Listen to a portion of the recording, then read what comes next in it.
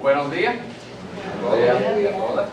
Bienvenidos a la Biblioteca Jesús T. Piñero de la UNE, especialmente a la sala de la comunidad de esta nueva biblioteca. Es un placer tenerlos todos aquí con nosotros. En la continuación del programa de actividades de este semestre en la biblioteca, quiero reconocer a algunas de las personas que están compartiendo con nosotros esta mañana. En primer lugar, a nuestro rector, el licenciado Alberto Maldonado, la vicerrectora, la doctora Mildred Huerta, tenemos el decano y asistente, Luis Mayo y Marco Pérez. Y les admito que yo con protocolo no trabajo muy bien, pero bienvenidos todos aquí a la sala de la comunidad. Y esta mañana pues tenemos de nuevo de visita con nosotros el doctor Rafael Aragunde. Su visita fue allá en la antigua sala Piñero y hoy pues un placer tenerlo con nosotros aquí en la sala de la comunidad. Como ya muchos saben, el doctor Aragunde es una persona muy conocida especialmente en el campo de la educación. Fue catedrático y rector en la UPR de Calle. Fue secretario de Educación y actualmente es catedrático en la Escuela de Educación de la Interamericana en el recinto Metro. Y esta mañana pues estamos aquí para conocer mejor su último libro sobre el tema de la educación. Esa presentación va a estar a cargo del director de nuestra biblioteca, el compañero el doctor Manuel Almeida.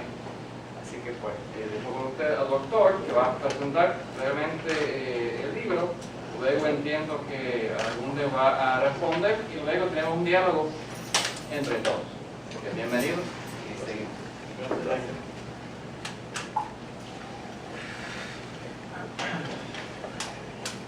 Estamos estrenando la sala de la comunidad como parte de la actividad de la jornada. Que para bien sé que me quitan muchas veces, tan pronto como la semana que viene, jueves a las 7. Voy a leer el texto que escribí al respecto del libro, que me parece muy sugestivo, y dice como sigue. El tema sobre el que es el libro más reciente de Rafael Aragunde, la educación, tiene una pertinencia perenne. Y me atrevo a decir que es tan perenne que es casi consustancial a la historia humana misma, en la medida en que entendemos a la educación no ya meramente como aquello que remite a sistemas educativos e instruccionales particulares y relativamente autónomos a otras esferas sociales, sino como a todo ese conjunto de prácticas, procesos y nodos institucionales que se desparraman por todo el tejido social y que participan directa o indirectamente en la formación, la paideia comprensiva de los seres humanos. Y comienzo estos apuntes significando muy adrede la posible amplitud de la palabra educación, porque uno de los hilos rojos del libro de Aragunde es precisamente arremeter en contra de la reificación de la educación como un problema autárquico que se basta a sí mismo, independiente de las otras esferas que componen lo que acostumbramos llamar como sociedad. El libro, por lo tanto, es sobre educación, pero procura y desea un público más amplio que meramente aquel que podemos asociar de manera más directa con la educación. Cito a Aragunde.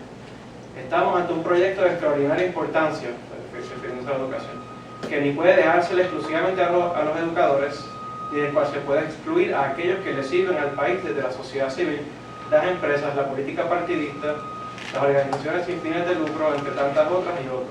La educación, sea privada, pero sobre todo cuando es pública, es un asunto de todos. Cierro la cita. Y es que, aunque parecería una obviedad, el libro hace muy bien, entre otras cosas, en insistir en que la educación es un asunto que amerita ser pensado y atendido con urgencia, no solo por maestros y maestras, principales, funcionarios del departamento, profesores y profesoras, administradores universitarios y padres y madres de estudiantes presentes y futuros, sino por la ciudadanía en general. Y nuevamente no pensarlo como una esfera social aislada, sino siempre dentro del contexto más amplio del país y la sociedad en general. A veces inclusive los mejores intencionados caen en la trampa de pensar la educación como algo independiente de todo lo demás. Por ejemplo, es muy común, y esto es algo que yo me digo a cada rato, por ejemplo, es muy común escuchar cuando se conversa sobre los problemas de educación expresiones como el ámbito escolar o lo universitario son un reflejo del país, o la universidad o la escuela son un microcosmo, ¿no?, del país. Y aunque expresiones de ese tipo implican una relación entre educación y el resto de la sociedad o del país, es una relación de reflejo, de paralelismo, no una relación que apunte a que la esfera educativa no es reflejo de la sociedad, sino que es parte integral de ella. Y como parte integral dentro de la sociedad cumple, mal o bien, con roles que son particulares en función misma de la sociedad de la que forma parte. Por lo tanto, la educación no es un reflejo de la sociedad, sino que es uno de los elementos que constituyen a la sociedad como tal. Insistir en dar este tipo de mirada implicaría potencialmente democratizar la discusión sobre el asunto y derribar facilismos explicativos. A este respecto, Aragunde recuerda muy oportunamente a José Luis González cuando éste, en su nueva visita al cuarto piso, criticaba lo que llamó en ese momento el educacionismo. Y Aragunde citando a José Luis González, ese error de atribuirle a la educación escolar un invencible poder de formación y transformación social, que nunca ha tenido. Según sigue recordando Aragunde, José Luis González insistía en que la escuela no puede, y cita nuevamente a José Luis González, determinar por encima o en contra de otros factores mucho más poderosos la naturaleza y el rumbo de los procesos sociales objetivos. En cambio, ver la educación como parte integral del todo social al que pertenece nos puede llevar a hacernos preguntas distintas. En vez de insistir en que la educación es siempre la culpable de todo mal social o la alternativa sin más a todo mal social, podría preguntarse, por ejemplo, ¿cómo se afecta a la esfera de la educación formal por las desigualdades o relaciones de poder que se dan en el resto del entorno en el que se ubica? ¿Acaso no han sido los currículos escolares bien o mal implementados mecanismos de normalización que ayudan a reproducir las relaciones sociales tal cual, con sus determinadas jerarquías, distribución de bienes y poderes y desigualdades? ¿No padece la escuela de una cultura más amplia dentro de la que se ubica, en la que imperan valores antiintelectuales, superficialidades y banalidades mediáticas, un desincentivo sistémico a la reflexión y a la paciencia necesaria para el pensamiento? ¿Está la educación formal, escolar o universitaria existente, diseñada a funcionar y cumplir con las metas que se plantean, o está pensada para que no funcione, para que funcione como lo hace? Estas preguntas anteriores no pretenden hacerse en ánimo conspiratorio, ni pensando en personas de carne y hueso con nombre y apellido, aunque en un país como el nuestro, que está políticamente subdesarrollado, hay veces que se trata de personas de carne y hueso con nombre y apellido en instancias particulares. Pero realmente se hacen en ánimo estas preguntas de recordar planteamientos como los del marxista Antonio Gramsci, que identifica a las instituciones educativas como uno de tantos otros aparatos de hegemonía, es decir, instancias que ayudan a que las mayorías consientan activas o al menos pasivamente a un status quo determinado con sus respectivas relaciones de poder. Y Aragunde, en efecto, en su libro de pasada hace mención en varias ocasiones a Gramsci. O se hace en el ánimo de recordar a otro marxista, en esta ocasión Luis Althusser, que también aparece en algún momento en el libro, que hubiese hablado de las instituciones educativas como aparatos ideológicos del Estado que ayudan a la reproducción de las relaciones sociales de producción de un modo de producción particular. O se hace en el ánimo de recordar pensadores como Foucault, o de recordar el conjunto de planteamientos y perspectivas dentro de los estudios culturales y tantas otras áreas del saber. En fin, que la educación formal o informal no es necesariamente gran causante de todo, lo bueno o lo malo, ni es panacea para curar todos los males. Obviamente, no se pretende ir al extremo contrario de deshacer toda autonomía relativa al ámbito formal de la educación, pues la tiene, con sus respectivas dinámicas, procesos, actores y prácticas propias. De lo que se trata es de poner a la educación en relaciones muy complejas y dinámicas con las otras esferas sociales y de recordar los procesos educativos y recordar que los procesos educativos no se dan en un vacío, sino que se dan en medio de múltiples relaciones sociales y relaciones de poder. Ahora bien, el libro de Aragunde también hace bien en promover la reflexión en torno a qué tipo de educación debemos procurar y o implementar. Por ejemplo, comenta sobre cómo la educación universitaria tradicional está en crisis, cómo a esta le ha faltado agilidad e inventiva para afrontar cambios, así como tampoco ha llevado a cabo procesos adecuados para pensarse y examinarse a sí mismo. Y enfatiza cómo particularmente las universidades públicas no han podido sobrellevar de la mejor manera las transformaciones a su alrededor. Ante esto, nos parece muy subjetiva su invitación a que se vincule la filosofía a la educación.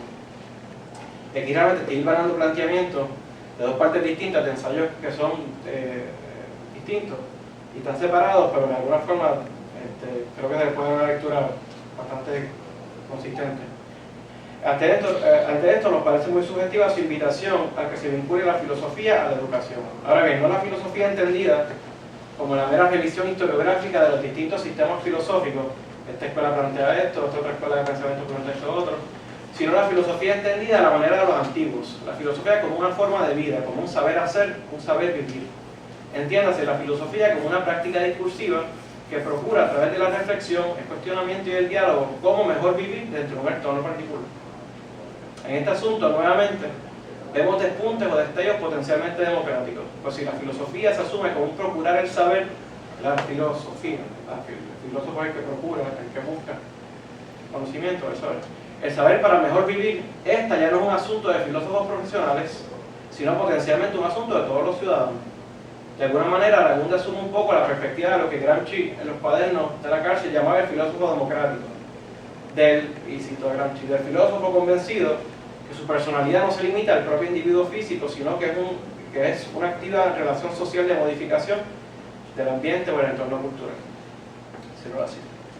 Esta práctica filosófica debe entenderse, nos dice Aragunde, como, y cito a Aragunde, de liberación abierta en la que se plantean interrogantes relacionadas a preocupaciones inmediatas o no, que inciden en nuestra calidad de vida. E insisten que, y cito nuevamente, no hay otra forma de llegar a estudiantes que no se sienten cómodos con el mundo que les rodea. Esta reflexión, que se impone como tarea urgente, no solo a los que estamos asociados de manera más directa con el ámbito formal de la educación, sino a toda la ciudadanía, no está libre de riesgos. Y de hecho, me doy cuenta que en la presentación en ningún momento hago alusión explícita al asunto del tiempo de disolución. Y aprovecho para mencionar que cuando hablo un poco que esta actividad a la que nos invita el doctor Aragunde no está libre de riesgos, me refiero a que no está libre de riesgos porque estamos en un momento en donde ya no creemos en cuentos de hadas, no hay garantías para prácticas intelectuales, para prácticas políticas, ¿verdad? Después del fin de la era de la razón o del imperio de la razón, después de la muerte de Dios y tantos otros marcadores de garantías que nosotros nos solemos dar a nosotros mismos para dormir más tranquilos por las noches, pues implica que esta actividad a la que nos invita Aragunde pues no esté libre de riesgo. Entre estos riesgos está el de dejarse llevar o arrastrar con los cambios en virtud de la innovación por la innovación misma o rendirse ante las transformaciones. En este reflexionar juntos en cómo queremos o debemos llevar a cabo la formación de la ciudadanía, en su sentido más integral se inmiscuyen voces múltiples y grupos con distintos intereses que quieren hacer valer. Estará en todos nosotros el tratar de saber cómo establecer ese diálogo con las presentes y futuras generaciones, de manera que sepamos reconocer las áreas de reto particular para poder sobrellevarlos, pero también saber no rendirnos ante tendencias y fenómenos contemporáneos, aunque han implicado verdaderas transformaciones, no son cambios inocentes y han redundado en verdaderos retrocesos.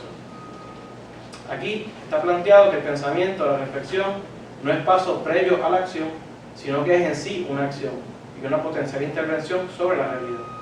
Estará por verse si muchos y no pocos asumirán la responsabilidad de esta tarea compartida que incide sobre nosotros todos los días. Por lo pronto, el libro de Aragunde da más que varias pistas muy subjetivas de hacia qué dirección debemos mover.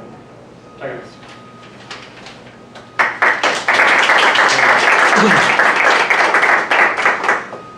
Como comentaba Jaime Perchala, yo un poco choteando, y yo ayer le adelantaba al doctor Aragunde por eso de los buenos modales y la cortesía, un buen de la presentación para no cogerlo infragante. Y ahora pues damos paso a que el doctor Aragunde se como entienda.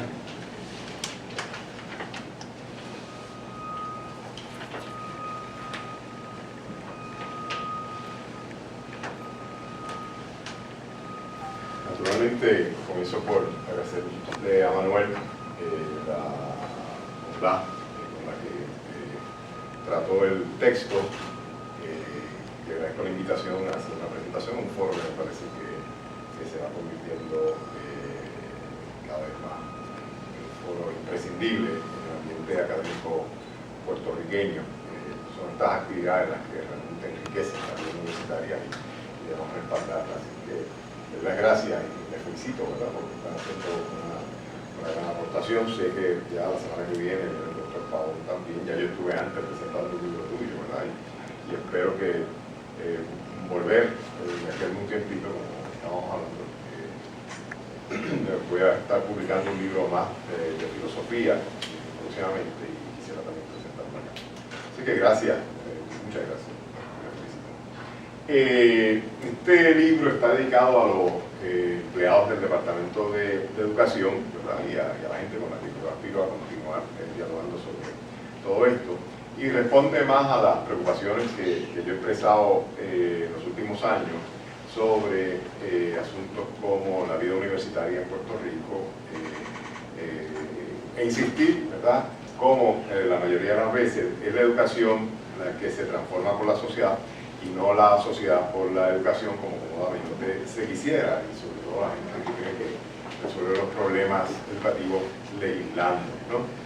Además, es una crítica franca a la santurronería, ¿verdad?, que ha caracterizado a nuestro país en torno a la educación, una especie de piedad, ¿no?, muy extraña, ¿no?, con respecto a este asunto, que yo creo que necesita ser atendida. Aquí la educación ha reproducido mucho más de lo que nosotros, reproducido esas relaciones, ¿verdad?, sociales, injustas, mucho más de lo que nosotros en realidad hemos reflexionado, ¿no?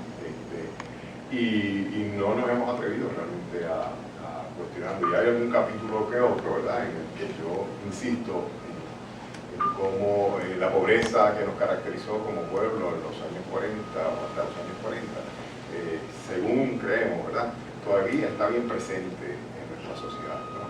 Son los mismos, son los herederos de esa pobreza, ¿no?, quienes la protagonizan hoy en día. Entonces se piensa que la educación entonces, como supuestamente se hizo, resolvería los problemas de la pobreza que nos caracterizan hoy en día. Mi contención es que en realidad la educación ya la tenían estas personas que venían de papás y mamás y de familias donde había una conciencia de que aun cuando se era pobre, la educación tenía un valor extraordinario, ¿verdad?, y que había que hacer todo lo posible porque los muchachos se educaran. Y eso probablemente influyó más, ¿no?, que todas las campañas, porque allí donde no hubo papás heroicos o mamás heroicas, ¿verdad?, y una disposición de la gente a irse a educar, ¿verdad?, a ir a la escuela, aunque los papás tuvieran primer grado, segundo grado y qué sé yo, bueno, pues no se dio. Es decir, los niños, habrá habido casos precoces, desde luego, ¿verdad?, pero la inmensa mayoría de aquellos que se beneficiaron de la transformación que se dio en este país entre los 40 y los 50 y ya hasta los 60, se beneficiaron justamente porque en su casa había una sensibilidad especial, ¿verdad?, que les motivaba. Y cuando los papás, cuando los tíos venían a la casa, le preguntaban al muchacho por cómo le iba y qué notas tenía, y cuando alguien faltaba a la clase o se iba con el jobo, como decimos por ahí, ¿verdad?, en un pueblo como el de Calle, y si algún vecino lo veía, lo choteaba, y los directores sabían dónde nos íbamos a jugar billar los que faltábamos a clase, ¿verdad?, y venían y nos buscaban, ¿no? Estoy hablando de cosas que se dieron y que uno vivió. Entonces era más el esfuerzo y la voluntad de esas familias, ¿no?, que reconocían que la educación tenía una importancia. Estaban, desde luego, atentos a mejorar sus condiciones económicas, que a otra cosa tampoco, ¿verdad?, se puede uno engañar con respecto a esto. Así que hay una serie de lugares comunes que reiteramos constantemente sobre la educación y que yo llego a denunciar, ¿verdad?, como cliché fácil. Cliché fácil que la mayoría de las veces nos libera de responsabilidades, ¿no?, pero además no nos permite atender el grave problema de las injusticias que caracterizan la sociedad nuestra. Si seguimos pensando, ¿verdad?, que la educación está allí para resolver los problemas de todo tipo, adicción a drogas, obesidad, y otras enfermedades, ¿no?, que inmediatamente se sospecha, ¿verdad?, que la escuela, y yo lo viví, ¿verdad?, para cuanta campaña, ¿verdad?, se quería comenzar el país, pues el departamento era el lugar, la instancia por donde se tenía que iniciar. Y uno reconoce la bondad y la generosidad y las buenas intenciones, pero sabe perfectamente, ¿verdad?, que esto no funciona así. Tú necesitas un proyecto social, un proyecto de país, un proyecto político para volver a entusiasmar a la gente en unas circunstancias como las que nosotros vivimos. Y entonces meramente decir vamos a reformar la educación, dicho desde la legislatura, ¿verdad?, que son casi siempre, por cierto, reformas de tipo administrativo para ver quién es el que va a firmar en última instancia, ¿verdad? Los cheques o cómo es que se va a administrar, ¿verdad? La escuela. Todo eso en realidad incide muy poco en lo que a nosotros más nos interesa cuando hablamos de la educación, ¿no?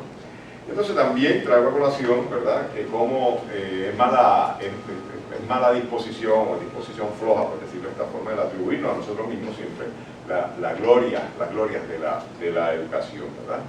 Y entonces cabría preguntar, ¿verdad?, si lo que hemos llegado a hacer en Puerto Rico es un buen ejemplo de lo que la educación debe producir, porque estamos siempre partiendo del hecho de que sí, de que esto funcionó.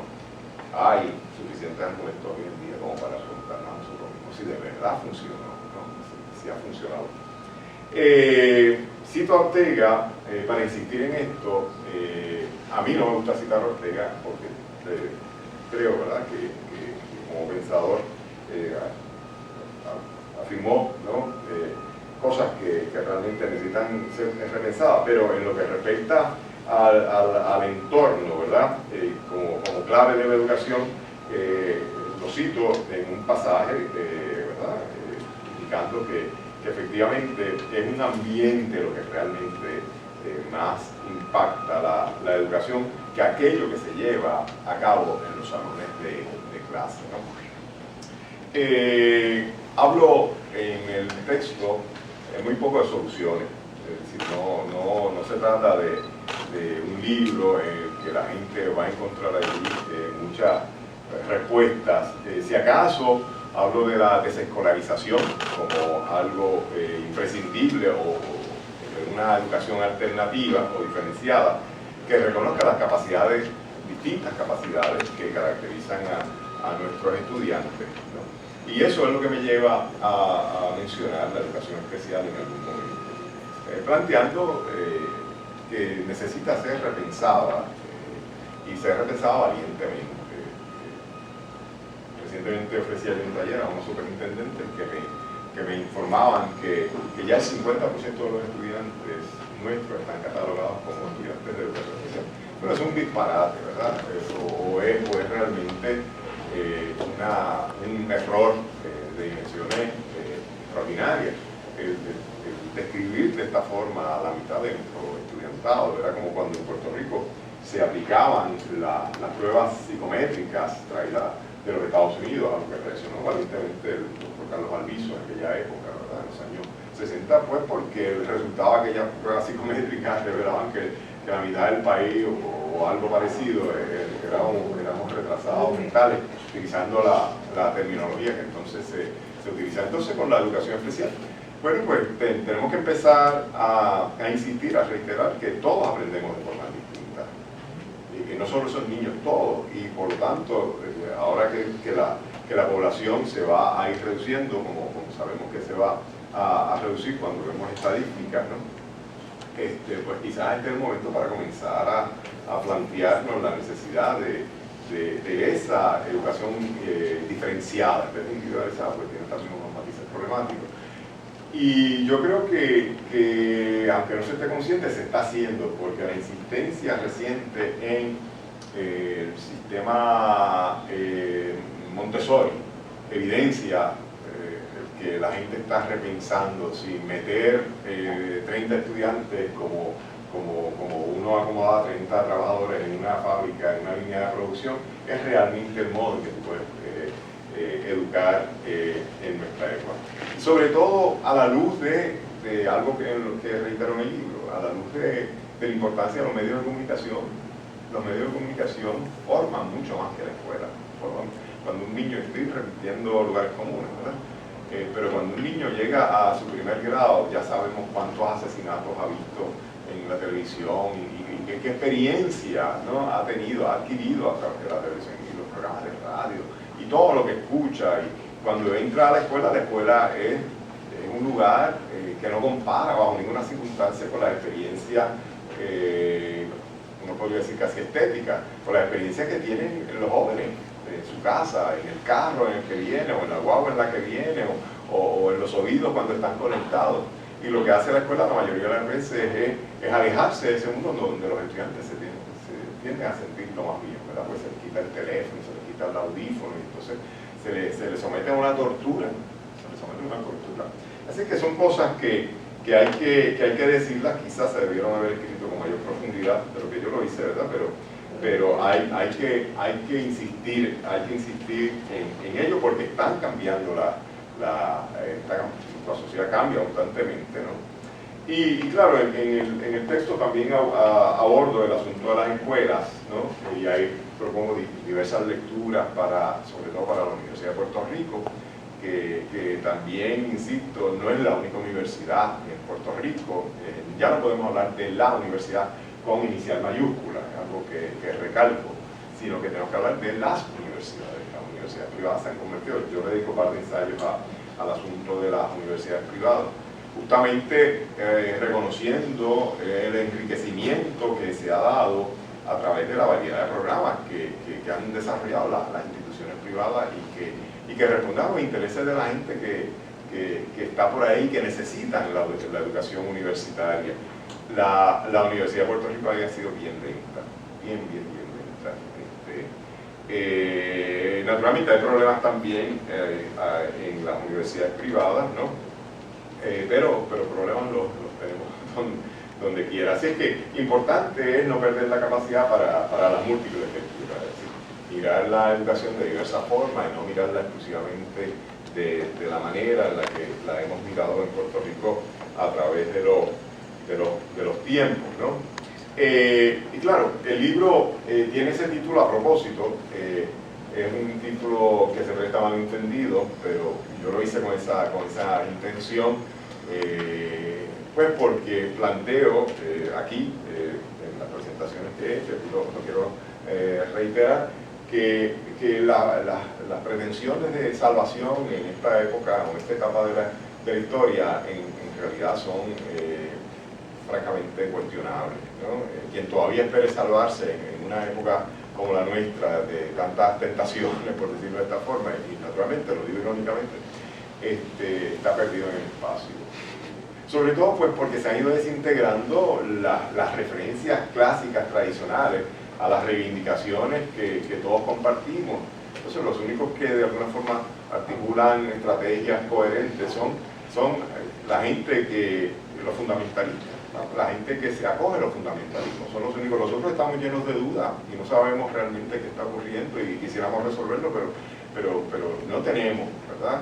No tenemos cómo dar con una alternativa que tenga credibilidad y que sirva todavía para mantenernos siempre dispuestos a repensar y a reconsiderar y volver a empezar, etc. Así que en un contexto de disolución, y el término viene del manifiesto común, en una de las traducciones, me parece que, estoy seguro que una de las traducciones que coordinó Engels, ¿no? Al inglés, que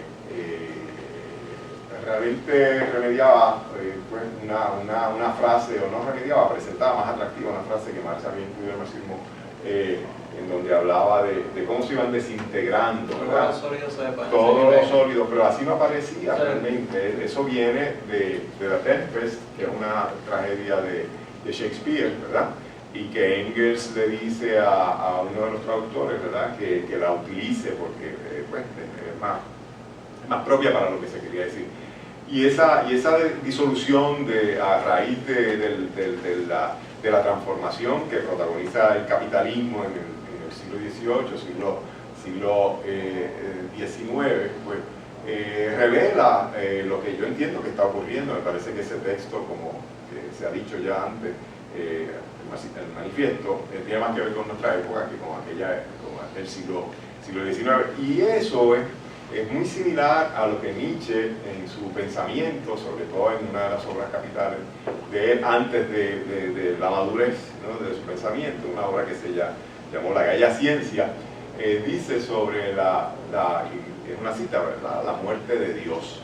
Nietzsche también entiende que la modernidad nos confronta con esta situación. Desaparece el platonismo, lo que él llamaba el cristianismo para los filósofos, así como decía, porque ese esas dos apreciaciones, la de Marx como disolución, ¿no? Y la de Nietzsche como muerte de Dios, son los contextos en los que nosotros nos movemos.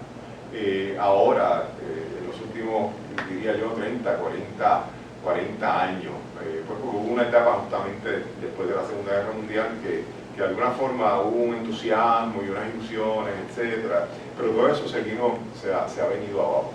Y ese es el contexto de nuestra sociedad, esa es la disolución, ¿no? Y entonces salvarse a través de la educación en una dinámica social como esta, pues naturalmente es problemático, es algo que debemos discutir con seriedad, no sencillamente con clichés sobre las posibilidades que tiene la educación. La educación es un asunto problemático. Cuando uno quiere educar de verdad, uno sabe que uno tiene que moler vidrio, lo sabemos individualmente. Cuando uno realmente quiere formarse, uno tiene que moler vidrio, tiene que hacerse unas preguntas difíciles. Frecuentemente esas preguntas no las hacemos, ¿verdad? Cuando hablamos de la educación, sino que fuimos preparados. Y sabes que no tenemos alternativas, ¿no? Hay un capítulo que yo le dedico al conocimiento fáustico, que es más una especie de canto a las bellezas y a los placeres de la educación, que me parece también que no se hace mucho. Yo creo que hay que defender el acto de estudiar, de investigar, de perderse en los libros, de meterse en un lugar, ¿verdad? Y estar ahí horas, y sobre todo ahora que uno tiene acceso al internet, que es un placer. Yo antes de ser rector y luego secretario de Educación, escribía. Yo siempre he escrito mucho, ¿verdad? Pero me tenía que levantar de la silla, buscar el libro, mandarlo a pedir, o hacer llamados, ir a la biblioteca, etc. Ahora, después que fui secretario y rector y secretario, que vuelvo entonces a escribir, y estoy escribiendo bastante otra vez, pues me da un placer extraordinario en la misma computadora echar el texto hacia un lado, meterme en Google y empezar a buscar información sobre algo que de momento yo había pues tomado como dado y que realmente pues, necesita ser repensado. Entonces hay tantas posibilidades de estudio, ¿no? y de profundización que estudiar, ¿verdad? Tiene que ser reivindicado como una, yo la llamo, ¿verdad?, que hacer fáustico, porque recuerdo la frase de Fausto en su habitación cuando Mefistófeles se le acerca, o antes que Mefistófeles se le acerque, está Fausto allí como diciendo, aquí estoy ahora, ¿verdad?, en esta quietud, en esta tranquilidad, estoy entusiasmadísimo. Claro, va a negociar su alma con el demonio, ¿verdad?, muy pronto. Eso lo hace más interesante. Manuel, muchas gracias. Rector, gracias.